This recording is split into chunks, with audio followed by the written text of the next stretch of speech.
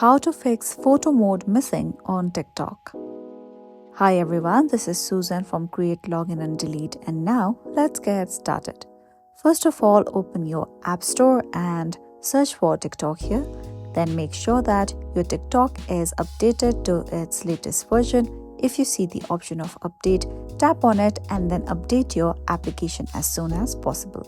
Now let's go back and open TikTok on your phone.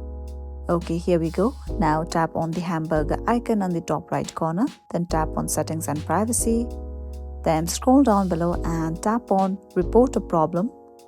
Okay, wait for it. Here we go. Now scroll down below till the end, then tap on submit a request here. Wait for a while again. Now you'll come across this page and all you have to type is, my TikTok photo mode is missing even though I updated my application, and you can also add a photo or a video if you wish. Then tap on submit. After submitting, TikTok will respond to you after a few hours or a few days regarding on how to solve your issue. So that was all for today, and I hope you found this video useful. Please don't forget to like and subscribe.